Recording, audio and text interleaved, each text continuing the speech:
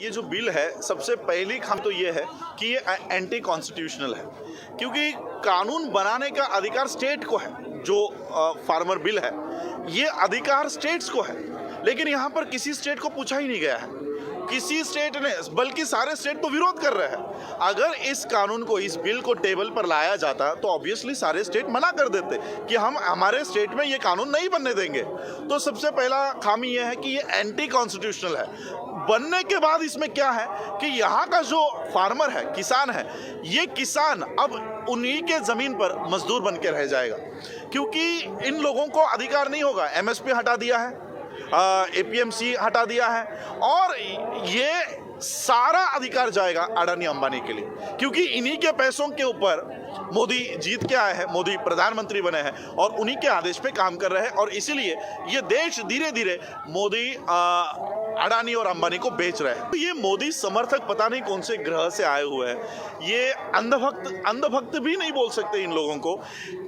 ये WhatsApp university से पढ़ते हैं या किससे पढ़ते हैं पता नहीं। सुप्रीम कोर्ट के जजेस तक इस बिल का विरोध कर चुके हैं। सुप्रीम कोर्ट के जजेस, कल हमने प्रशांत भूषण जी को देखा, वो भी बिल का विरोध कर रहे हैं। तो क्या मोदी भक्त 10वीं पास भी है? क्या नरेंद्र मोदी 4वीं पास है?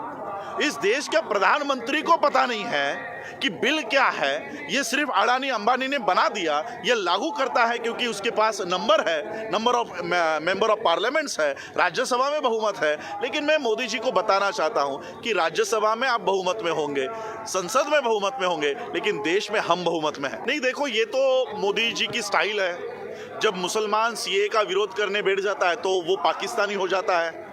जब शेड्यूल कास्ट के लोग उनके ऊपर हो रहे अन्याय अत्याचार के विरोध में रास्तों के ऊपर आते हैं तब वो नक्सलाइट हो जाते हैं, और जब आप किसान रास्तों के ऊपर आ रहा है तब वो खालिस्तानी है। इसलिए मैं पूछता हूं, तो देशभक्त कौन है? जो तड़ीपार है, जो तड़ीपार थे, अब यूनियन में मिनिस्टर बने हैं, क्या वो देशभक्त है? क्या प्रज्ञा सिंह ठाकुर जो मालेगांव बॉम्बस्फोट में बेल पे है, अभी भी सजा खत्म नहीं हुई, बेल के ऊपर बाहर है, क्या ये देशभक्त है? क्या इनके नजर में ये लोग हैं देशभक्त? यही है ना, वो मोदी जी का सिर्फ जुमला होता है, मोदी जी का, अमित शाह का सिर्फ जुमला होता है, लिखित में कुछ नहीं होता। तो ये देश के लोगों को इस तरह से भ्रमित करते हैं, क्योंकि मीडिया उनके हाथ में है।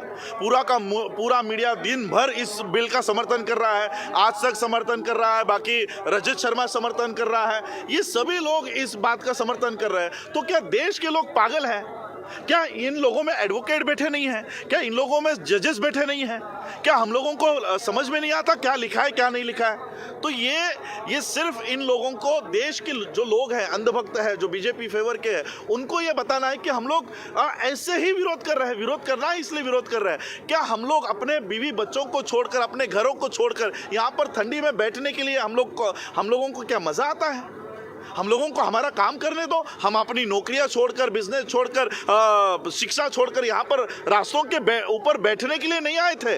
हम 5 साल यहाँ पर बैठने के लिए नहीं आए हैं। आपको यहाँ पर हम लोगों ने चुनकर दिया है, इसका मतलब क्या हमको ही रास्तों के ऊपर उतरना पड़ेगा? इस तरह के कानून ये लोग बना रहे हैं। देखो, ये बिल जब तक वापस नहीं होगा तब तक ये आंदोलन इसी तरह से चलते रहना चाहिए, इसी तरह से ये चलता रहेगा। सुने या नहीं सुने, लोकतंत्र में हम लोगों को विरोध करने का अधिकार है। जब तक आप हमें बताइए ये किस तरह से किसानों के समर्थन का है ये बिल। अडानी अंबानी ने पहले से ही अभी एकड़ में वेयर हाउसेस बना के रखे हुए, कोल्ड स्टोरेज उन्होंने बना लिए हैं। यानी कल को हम लोगों को, इस देश के लोगों को, किसानों को छोड़ दो, आम आदमी को अगर कोई सब्जी खरीदनी है तो वो सिर्फ अडानी और अंबानी से ही खरीदी जाएगी। तो इस तरह से ये कानून पूरी तरह से किसानों को और देश के लोगों को बर्बाद करने के लिए। पहली बात तो मैं विपक्ष को कहना चाहूंगा कि विपक्ष है कहां पर?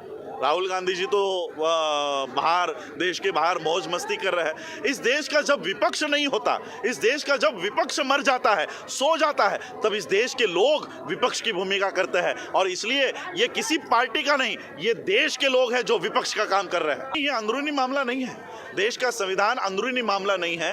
देश का संविधान, कॉन्स्टिट्यूशन ऑफ इंडिया, ये इंटरनेशनल एग्रीमेंट है। अगर इस देश के संविधान का एक भी आर्टिकल के साथ छेड़खानी होती है तो वो इंटरनेशनल मुद्दा बनता है। ये लोग हमको बहका रहे हैं कि अंदरूनी मामला है, हम अपना अपना देख लेंगे। ऐसा नहीं है, ये अंदरूनी मामला नहीं है। हमारे फंडामेंटल राइट, किसानों के फंडामेंटल राइट्स, ये लड़ झगड़ कर 200 साल यहाँ पर ब्रिटिशों ने जब राज किया तब लड़ झगड़ कर हमारे लोगों ने उनसे छीने हुए हमारे अधिकार है। ये इतने आसानी से हम लोग इसको गवाएंगे नहीं। देखो, अडानी अंबानी ने मोदी को लाने में सहायता की है, जेट प्लेन्स दिए, करोड़ों रुपए दिए हैं, और इसलिए इनके पैसों के ऊपर चुनकर मोदी जी ने अपना साम्राज्य स्थापन किया है। और इसलिए बदले में अब मोदी जी इनको राफेल दे रहे हैं, इनको अभी किसानों की ज़मीनें दे रहे हैं, वेयर हाउसेस दे रहे हैं। ये सारा अब गिव एंड टेक का रिलेशन चल रहा है। यानी चुनाव जीतने के लिए अडानी अंबानी इनको मदद करेंगे और ये प्रधानमंत्री बनने के बाद इनकी व्यवस्था खड़ी करेंगे। जब भारत का जीडीपी 23.9 माइनस 23.9 पर गिर चुका था, तब देश में अंबानी 7वें क्रमांक पर आ गया था वर्ल्ड के रिचेस्ट लोगों में। तो एक बात मुझे बताइए, जब देश का जीडीपी गिर रहा है तब देश का एक आदमी ऊपर ऊपर कैसे जा रहा है? उसको भी तो उसका भी इनकम नीचे जाना चाहिए था, लेकिन अंबानी 7वें क्रमांक पर आता है। देखिए, ये बिल अगर लागू हो जाता है तो किसान जिस तरह से बंधुआ मजदूर होते हैं उस तरह से किसान बंधुआ मजदूर बन के रह जाएगा।